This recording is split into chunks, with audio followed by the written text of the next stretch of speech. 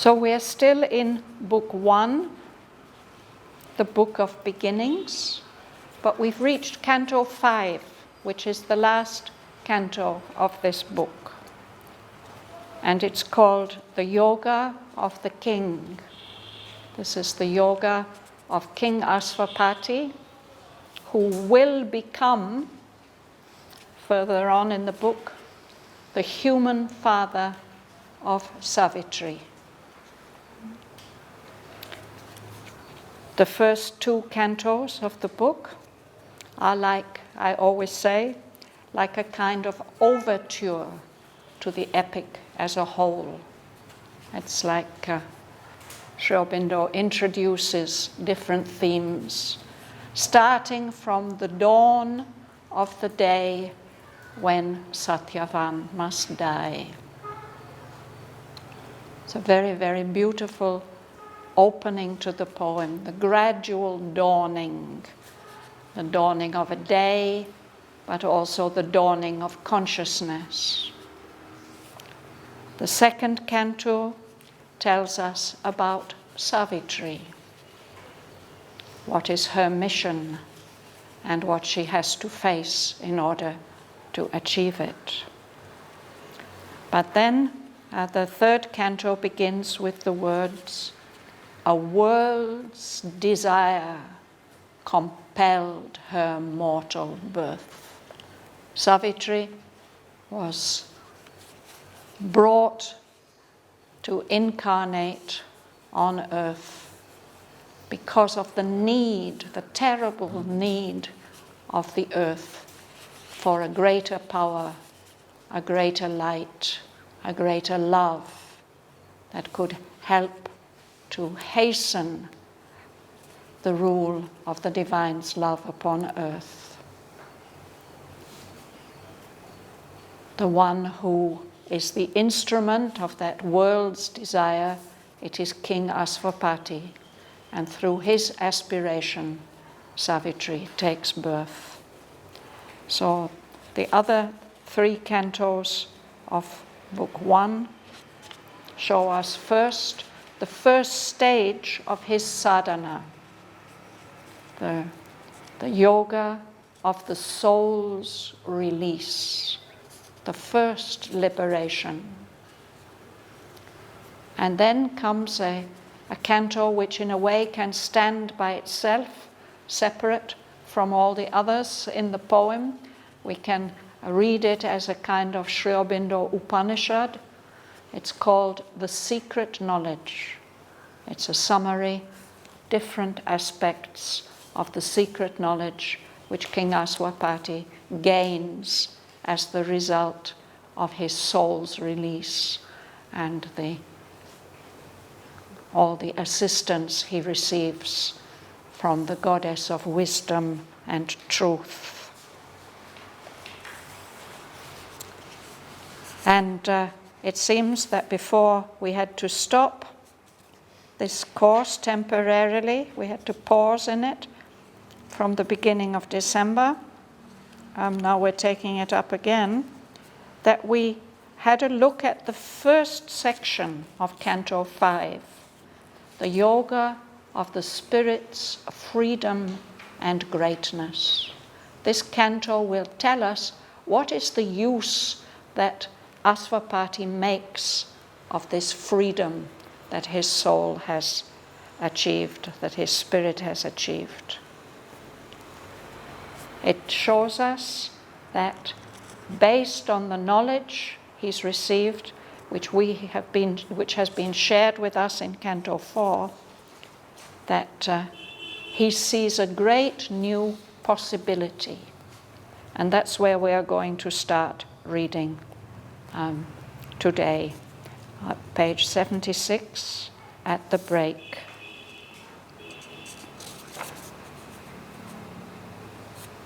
I will read about a page and a half, then we'll go back to the break and look sentence by sentence at the text.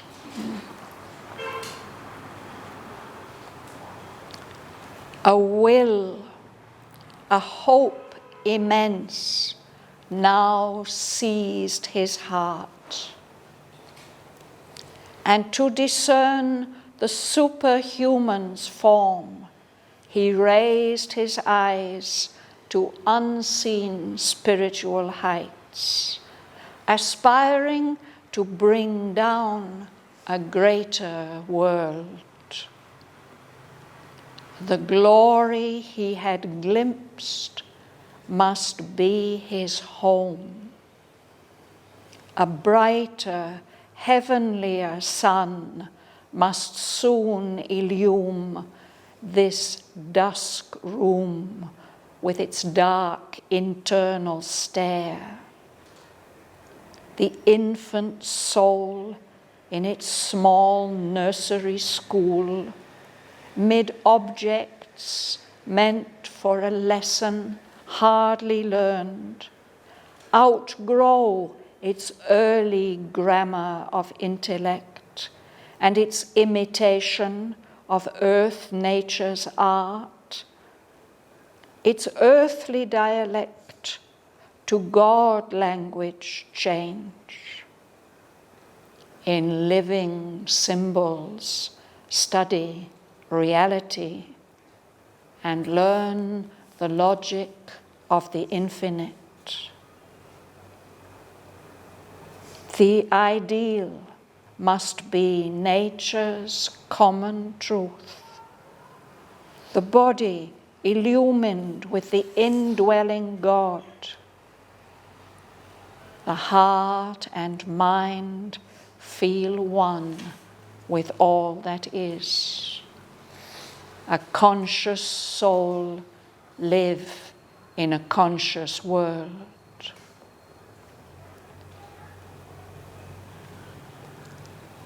As through a mist, a sovereign peak is seen, the greatness of the eternal Spirit appeared. Exiled in a fragmented universe, amid half-semblances of diviner things.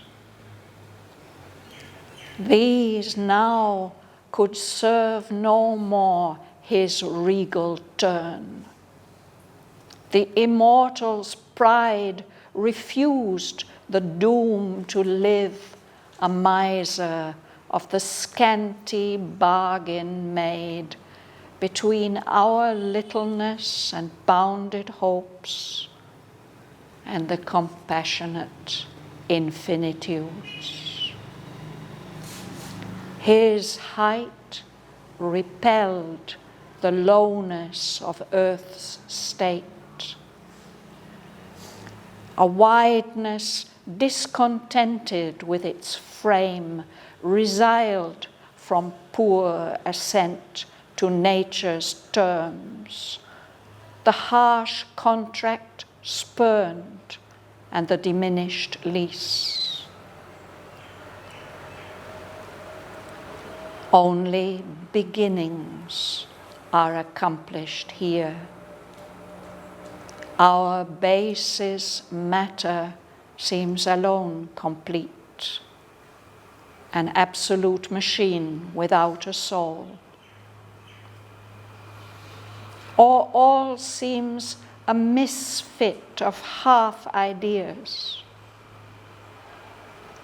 Or we saddle with the vice of earthly form a hurried, imperfect glimpse of heavenly things, guesses and travesties of celestial types. Here, chaos sorts itself into a world, a brief formation drifting in the void, apings of knowledge, unfinished arcs of power, flamings of beauty into earthly shapes, love's broken reflexes of unity swim fragment mirrorings of a floating sun. A packed assemblage of crude, tentative lives are pieced into a tessellated whole. There is no perfect answer to our hopes. There are blind, voiceless doors that have no key. Thought climbs in vain and brings a borrowed light. Cheated by counterfeits, sold to us in life's mart, our hearts clutch at a forfeited heavenly bliss. There is provender for the mind's satiety. There are thrills of the flesh, but not the soul's desire.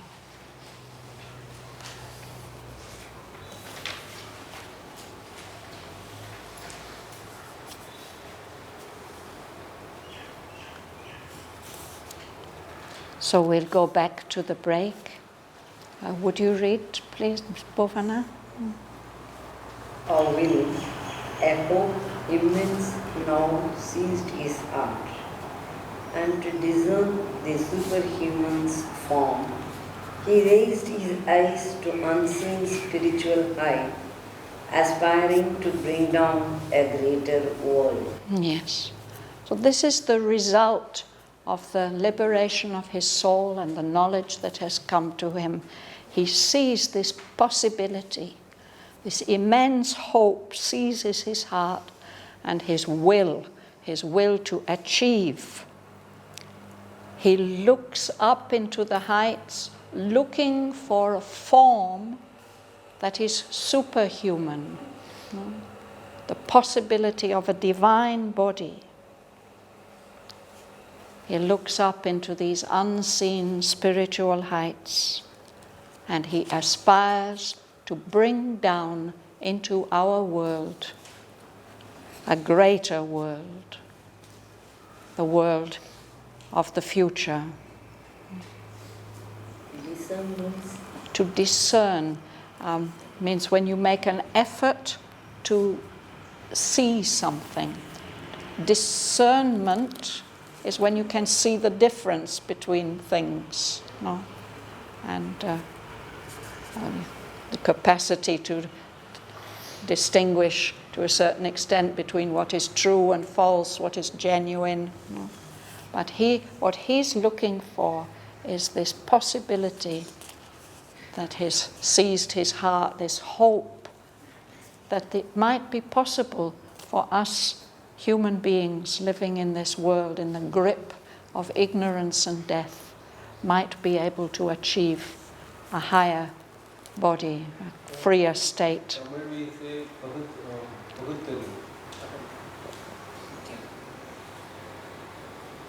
So it's this great aspiration which is the characteristic of Asvapati. And that's carrying him on his journey. And eventually, of course, he does win a boon from the Supreme Divine Mother, but he doesn't achieve this aspiration. It is Savitri who has to do that work in the second half of the poem. Martin. Shraddhavan? Yes. I have a question about line 85. Yes. Does it mean something that a will is with a capital W? Yes. And a hope is small? I suppose it must mean something. But even so, the hope is immense, even if it only has a small h. But this will, this is a more than human will. It gets hold of him, this will. And it's that will that raises his eyes to higher possibilities and inspires his aspiration to bring down a greater world. And what does that mean, to bring down a greater world? That is explained in the following lines. Martin. The glory he had glimpsed must be his own. A brighter, heavenlier sun must soon illume this dusk room with its dark internal stair. The infant soul in its small nursery school, with objects meant for a lesson, hardly learned, outgrow its early tremor of intellect and its imitations of earth nature's art, its earthly dialect to God's language change. In living symbols, study reality and learn the logic of the infinite.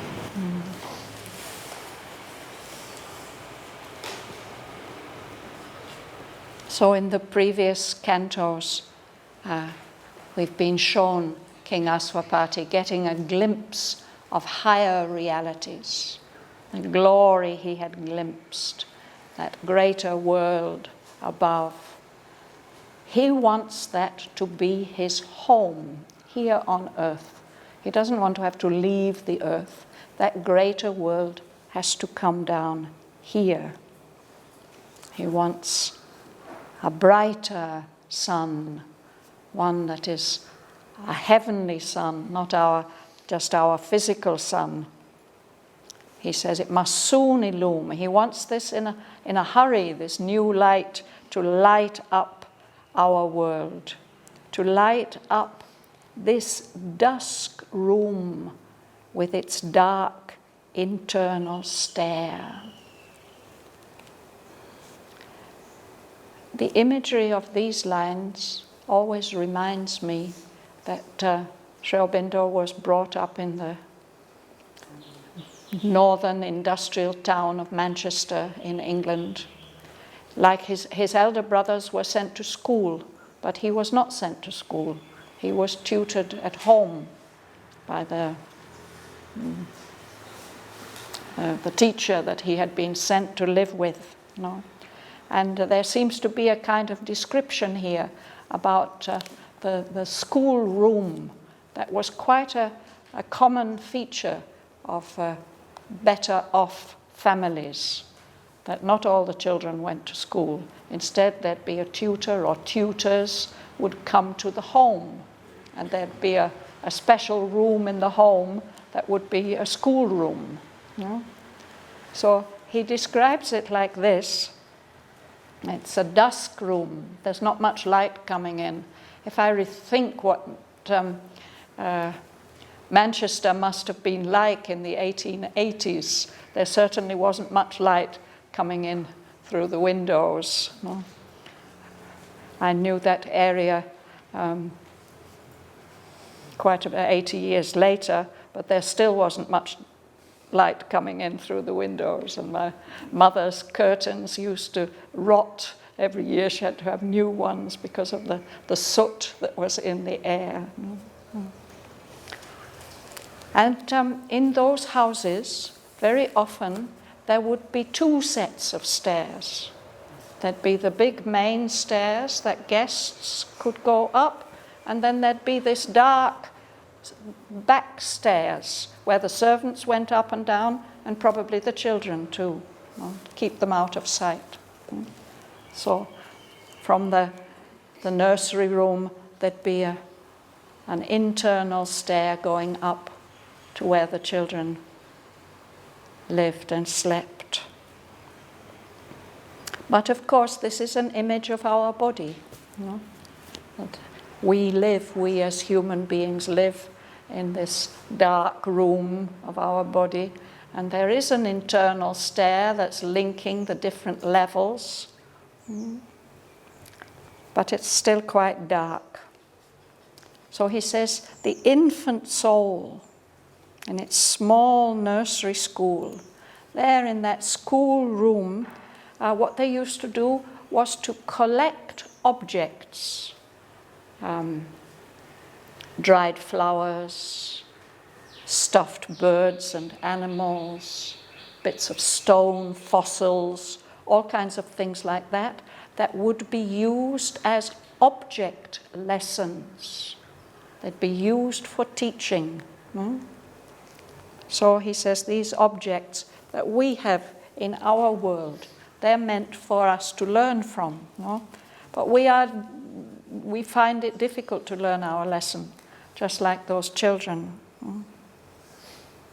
But that our infant soul, in its small nursery school, made objects meant for a lesson hardly learned, must outgrow its early grammar of intellect. Intellect is the highest thing that we've learned, more or less, so far. But that's just the kind of grammar that you learn in infant school. But as the soul grows, it will learn something else. It must outgrow that early grammar of intellect. And another thing that they used to do was sketching of objects. In one of his writings on education, Sri Aurobindo says how important this is at a certain stage in the child's education, to learn to accurately observe and with the hand depict an object or a group of objects. So that's another thing that they used to do in those nursery schools. Imitations of earth nature's art. Even our highest human art is only an imitation of nature. And of course, in those days, particularly perhaps in the Manchester area, the children didn't speak proper English. There was a local dialect. But if you wanted to become an educated person and to go to university, as Sri Aurobindo was destined to do, you had to outgrow your dialect and learn the proper speech. So we have to outlearn our earthly dialect, our simple language, and learn the God language. We too, instead of object lessons, we'll have to be able to study reality with a capital R in living symbols, not just objects. And we will have to learn the logic of the infinite, which is completely different from the logic of the intellect.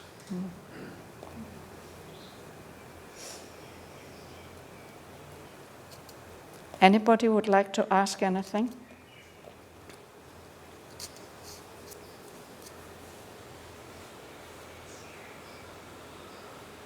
So this, he sees that all this, our present human state has to be outgrown. Would you read one? The ideal must be nature's Canto, the body illumined with the indwelling God. The heart and mind feel one with all that is. A conscious soul live in a conscious world. Thank you. Thank you. Thank you. So that's what he sees. That our nature's common truth, at the moment it's not good enough. It has to become the ideal, the model on which all this is copied. And the human body must become filled with the light of the divinity, the divine soul that's living within it. And the human heart and mind must be able to feel the oneness that unites everything in the universe. He wants a world where conscious souls live in a world that is conscious. Our world seems to be largely unconscious. We think of matter as being unconscious. What a wonderful world it would be if all these objects, of course, flowers seem to be somehow conscious and to radiate consciousness. But with plastic chairs, it's a bit more obscure. But still, that oneness is there, even in the plastic chairs and the plastic bottles. The three is two lines she left, I think. In living symbols, study reality, learn the logic of the infinite. So these are two more stages in the education. First there was the object lessons, you know, those bits of rock or feathers or stuffed birds or whatever. We have to outgrow that. Instead of learning from the objects, we will have to experience and understand and learn from living symbols. Then we'll be able to understand, we'll be in contact with reality with a capital R.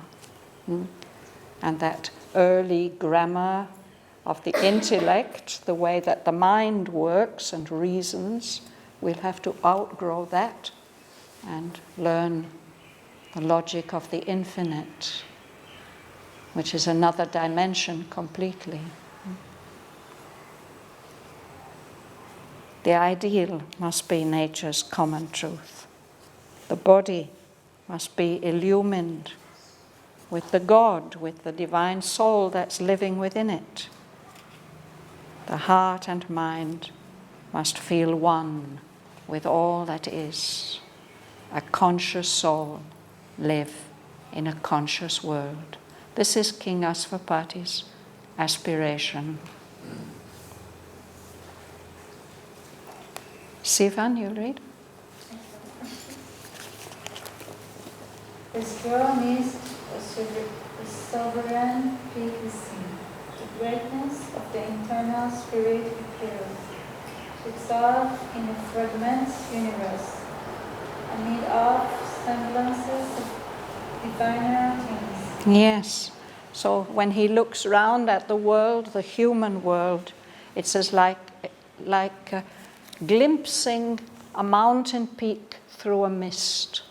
Just getting a faint glimpse, as through a mist, a sovereign peak, one that's higher than all the others. He sees, even in our world, the greatness of the eternal spirit appeared to him, but it's as if it has been exiled, sent away from its natural home, its true home. He sees the expression of that eternal spirit here fragmented in this fragmented universe, everything broken up into little pieces here and there. The eternal spirit seems to be exiled amid half semblances. A semblance is a likeness. A half semblance is a not very accurate likeness. No? But these are likenesses of diviner things. The word resembling comes from resemblance. Semblance, yes. Resembling, he resembles.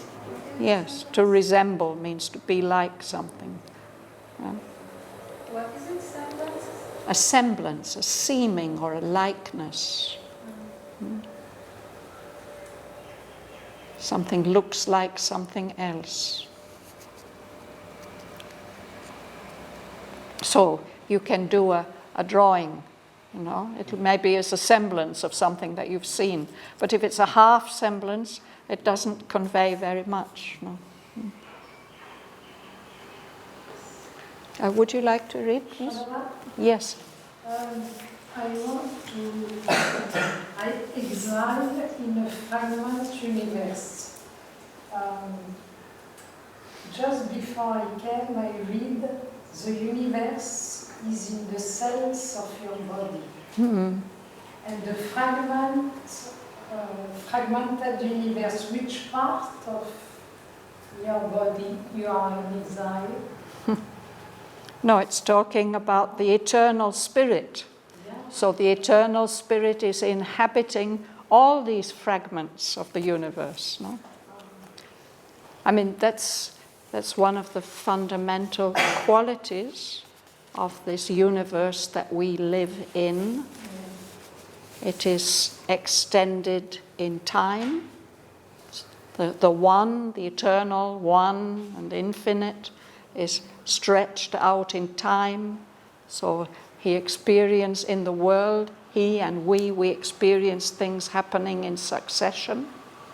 And we experience things spread out in space. And the other typical characteristic is the way that everything is cut up into little bits.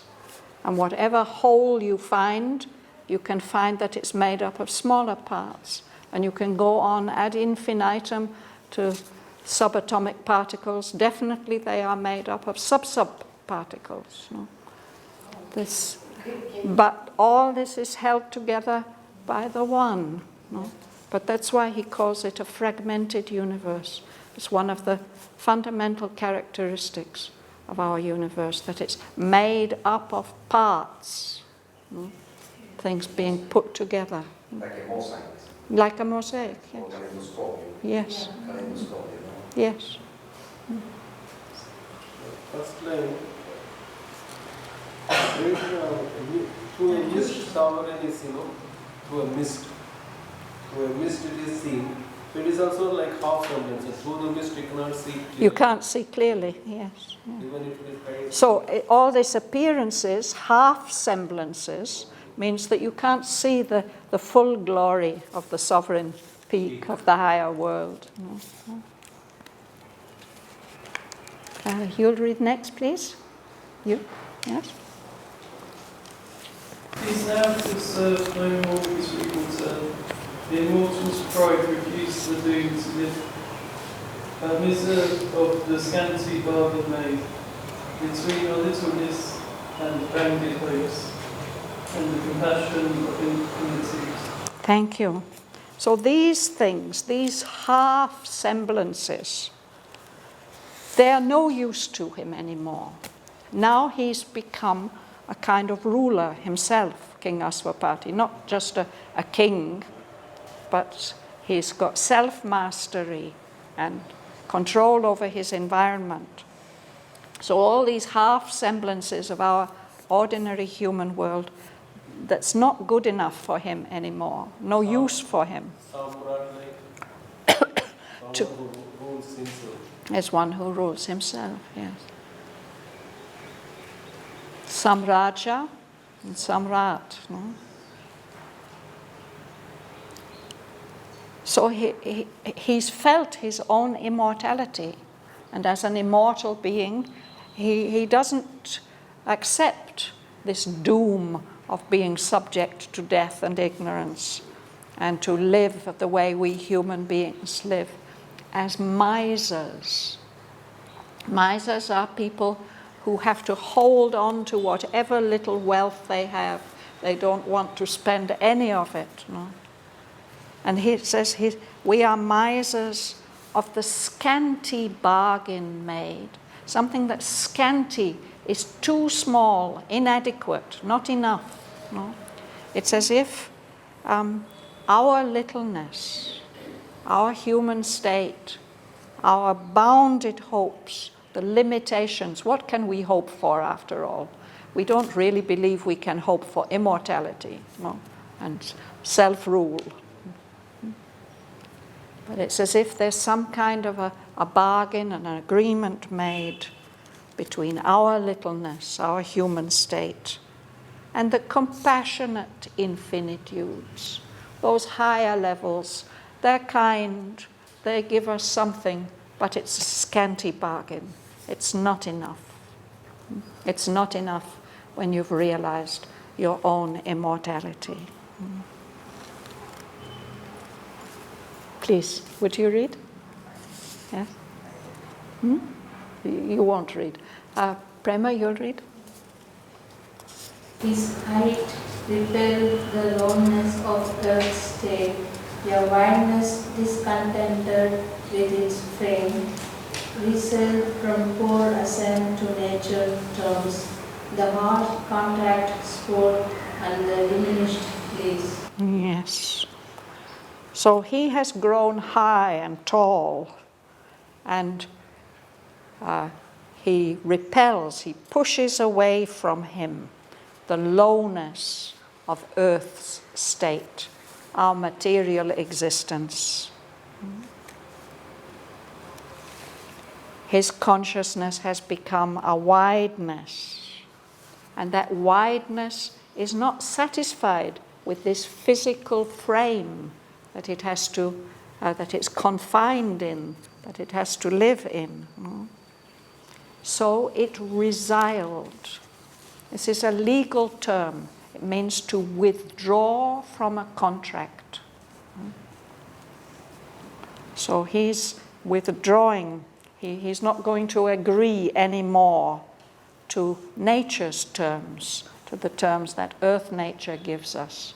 That, oh, if you accept what I give you, you can have some enjoyment, but it's not good enough for him. He spurns, he refuses, he tramples on even this harsh contract, this agreement, this bargain made between our humanity and the higher powers. And the diminished lease.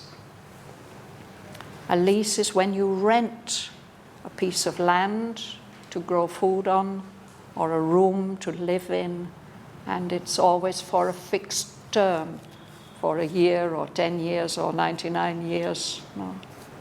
But what nature allows us is not enough. She doesn't give us enough time, she doesn't give us enough power, she doesn't give us enough enjoyment. Resilience are similar or different? They must be connected, but I can't tell you what is the connection. I'll look it up.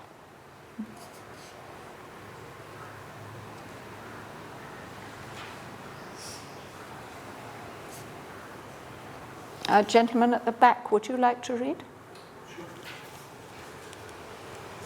Only beginnings are accomplished here. Our basis matter seems a little complete. An absolute machine without a soul. You can continue. Or all seems a misfit of half ideas. Or we saddle with the vice of earthly form. A hurried, imperfect glimpse of heavenly things. Guesses and travesties of celestial types. Thank you.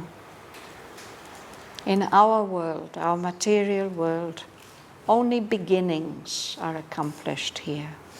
Some things seem to be more or less established. One of them is matter. Matter's the base of it. And our physicists tell us that it's taken eons for matter as we know it to evolve. But something has been established, certain base of matter. But that seems to be the only thing that's complete here. Everything else is unfinished. But that base of matter looks as if there's no soul in it. It's just mechanical, an absolute machine without a soul. And the physicist tells us all the rules that govern this machine, and they can't be changed. But if we look in another way, we may see something else. It seems as if there are all kinds of half concepts, notions, have been tried to be brought into effect, but they don't fit together. There's so many contradictions and confusions and oppositions. No? All seems a misfit of half ideas. If there was a creator, what was he thinking about? How could he make such a muddle and a mess of it all? That's one way of looking at it. Or another thing that happens, it's very interesting what he says. We get some hurried, imperfect glimpse of heavenly things. We get, perhaps especially creative people, artists and poets and musicians, they get some glimpse of higher realities. But then they feel they have to bring it into material realization. And that's like putting it in a vice. A vice is a kind of tool that carpenters use, or metal workers, to hold two pieces tightly together so they can't move at all. No? So there's that glimpse of beautiful living realities, and whoomph, we try to formulate them and fix them. And, we have that hurried, imperfect glimpse of heavenly things. And guesses, we guess that heavenly things must be like that. But it's as if our guesses are travesties. A travesty is like a caricature, something that takes something beautiful and turns it into something ugly, deformed and distorted. A travesty. Caricature.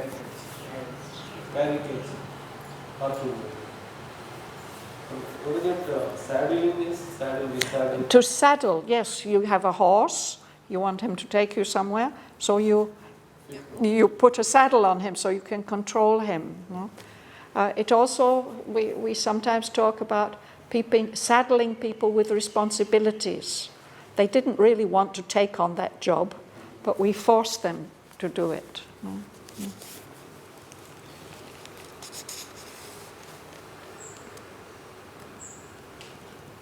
Rima. Yes. Does Sri Aurobindo means here, you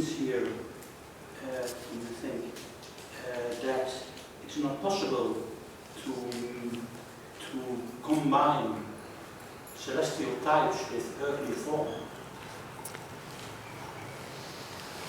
It's not possible in our ordinary human consciousness.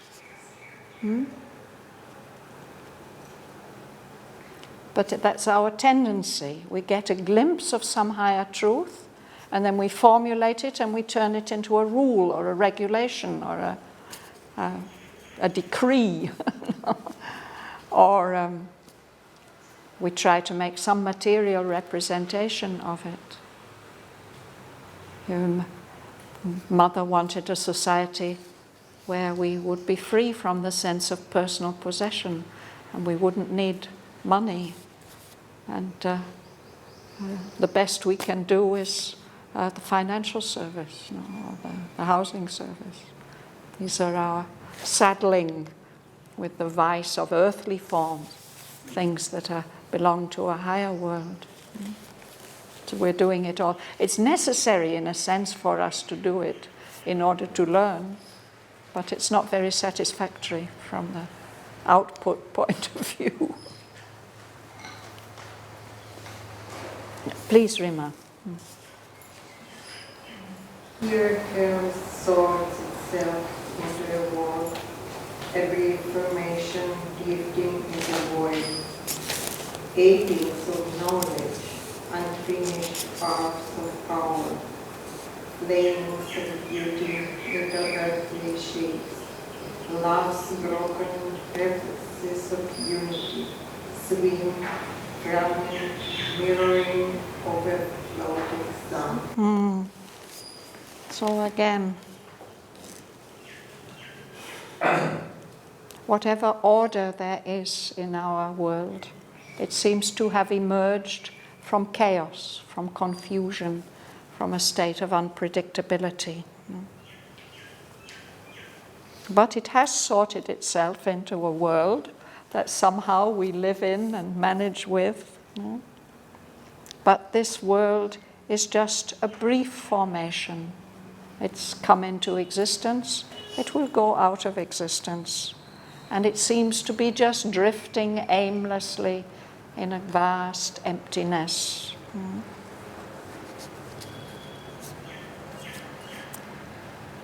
What knowledge we have seems to be more or less an imitation of knowledge, aping. It comes from the idea of monkeys. Monkeys see other animals or human beings do things, they copy them. And it looks very funny because they copy in such a clumsy way. So there's a true knowledge, but what we have is just a pretense, an aping of knowledge. And maybe we have a certain amount of capacity, of power, but it's never complete. It's an unfinished arc. An arc is only part of the circumference of a circle. We are not able to fulfill the things we set out to do. But there's love. In our world there is something special. But here, love expresses itself through broken reflections. He says it's like the sun shining on water. So you don't see a real spherical sun. You see these many reflections. So these are broken reflections of unity. Of course there is a oneness, and love makes us feel some touch of oneness, but they are just broken fragments, swimming, floating on a shifting sort of base.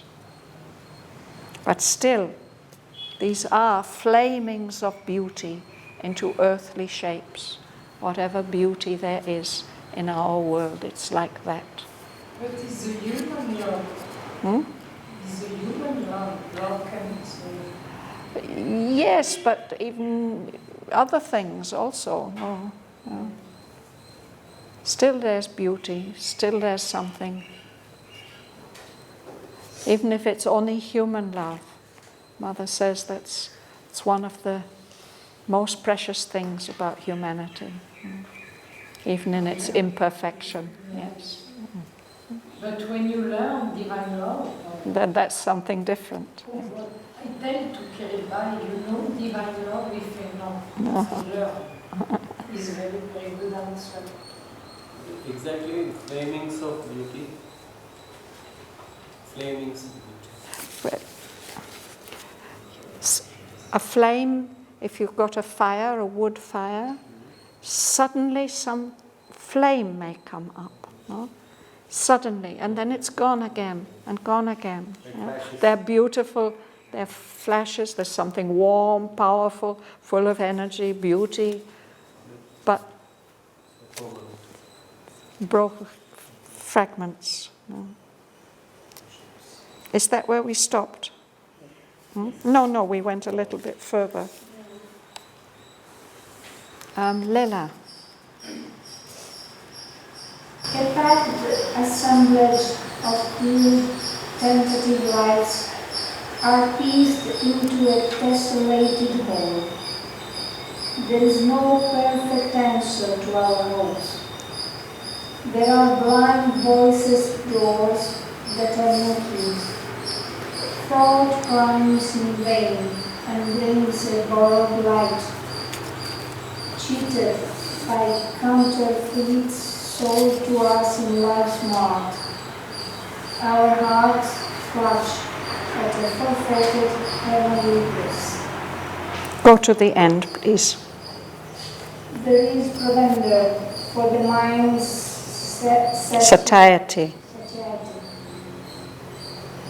There are thrills of the flesh, but not the soul's desire. Yes. A packed assemblage of crude, tentative lives. Here we all are. None of us is perfect. Here we are all packed together. We interact and do things. But there's no perfection, no? He says they're pieced into a tessellated whole. You're Italian, perhaps you know what tessera are. Tessera. Yes? It's the little pieces of stone or glass or rock that are used to make a mosaic. Sì. Yeah? Tessellated. So it's like that. We're all these little different pieces. Tassello. That's what it's called in Italian. Yeah, yeah. Yeah. Journey in whole, not tassello. So little fragments pieced together. There's no perfect answer to our hopes. We are so full of hope. No? And we Constantly in our lives we come across doors. They don't tell us what they're opening onto, and they have no key. We don't know how to open them. Our thought tries to climb up and find some light, but what it gets is not really satisfactory, and it's only a borrowed light.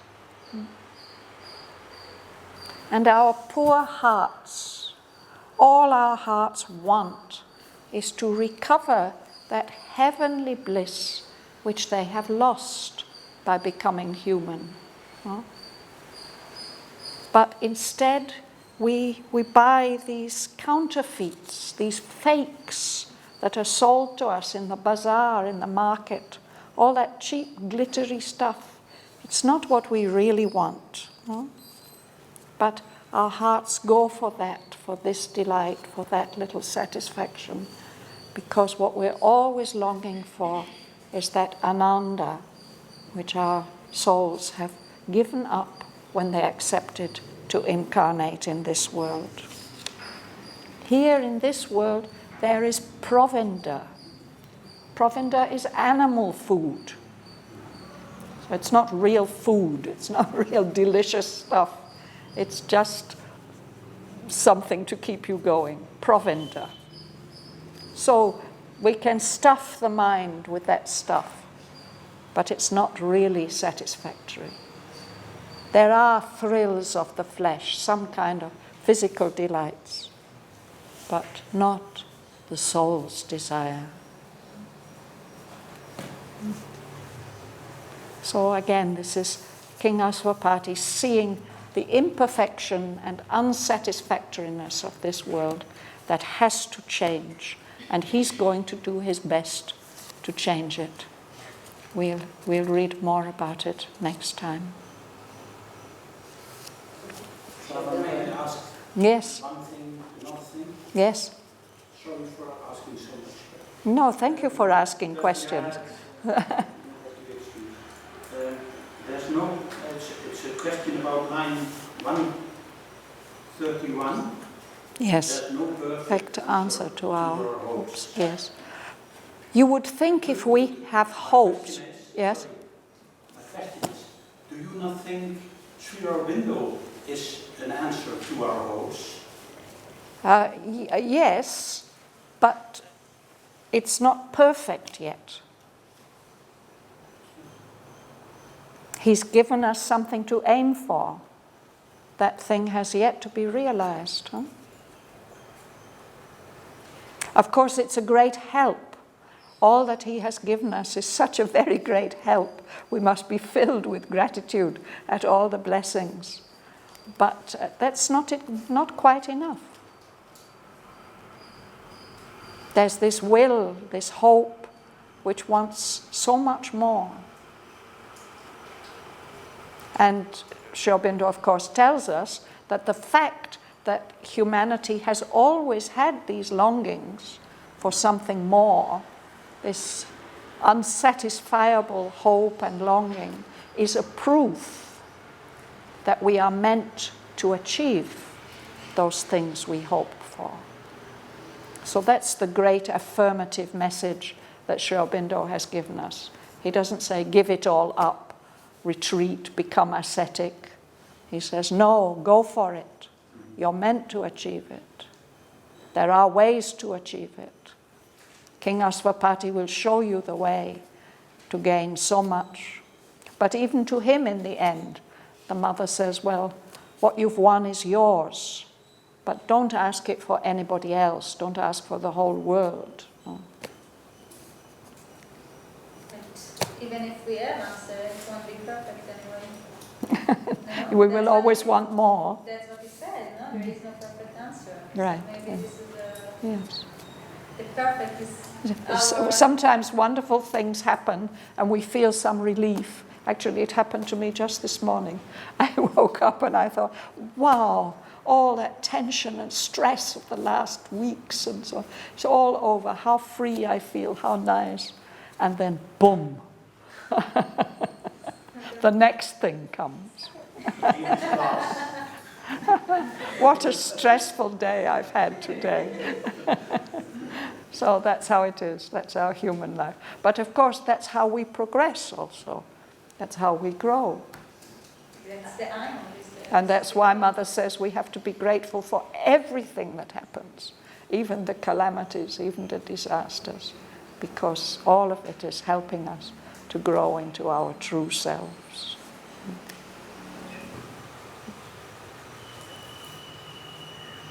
Usually we read the passage at the end, but it's already 5 o'clock. Yeah. So it's only for those who choose, if anybody feels they need to leave. Otherwise, we can read these lines together. We can go back to the break and read the whole passage.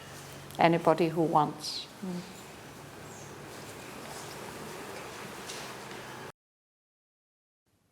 A will, a hope immense now seized his heart, and to discern the superhuman's form, he raised his eyes to unseen spiritual heights, aspiring to bring down a greater world. The glory he had glimpsed must be his home. A brighter, heavenlier sun must soon illume this dusk room with its dark internal stare. The infant soul in its small nursery school, mid objects meant for a lesson hardly learned, outgrow its early grammar of intellect and its imitation of earth nature's art, its earthly dialect to God language change. In living symbols study reality and learn the logic of the infinite. The ideal must be nature's common truth, the body illumined with the indwelling God. The heart and mind feel one with all that is. A conscious soul live in a conscious world.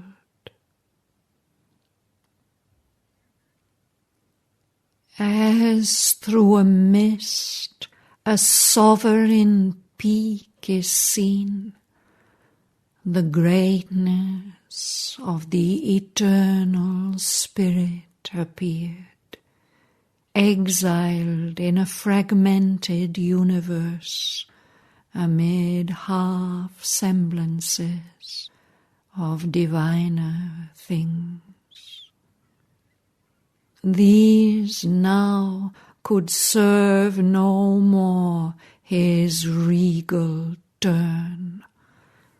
The immortal's pride refused the doom to live a miser of the scanty bargain made between our littleness and bounded hopes and the compassionate infinitudes.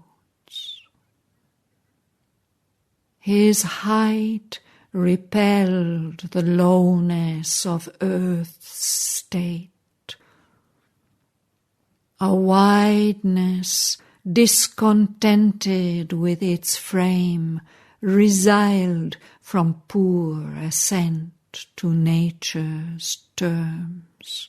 The harsh contract spurned and the diminished lease.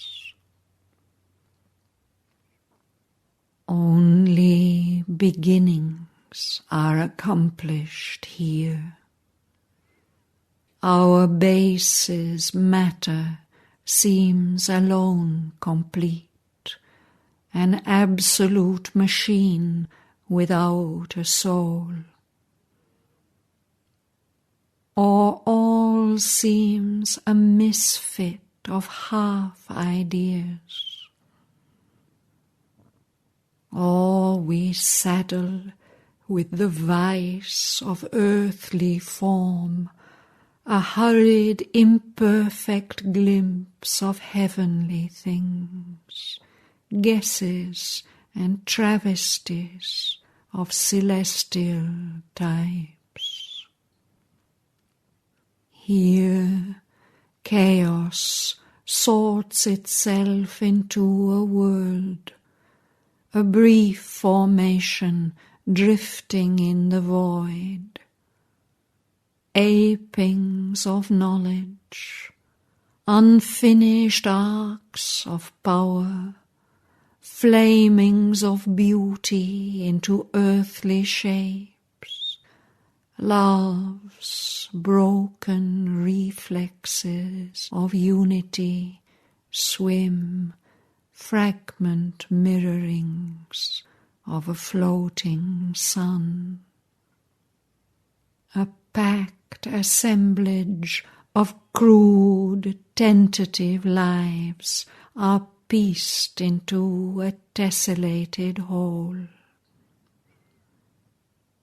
There is no perfect answer to our hopes. There are blind, voiceless doors that have no key. Thought climbs in vain and brings a borrowed light. Cheated by counterfeits sold to us in life's mart, our hearts clutch at a forfeited heavenly bliss. There is provender for the mind's satiety. There are thrills of the flesh, but not the soul's desire.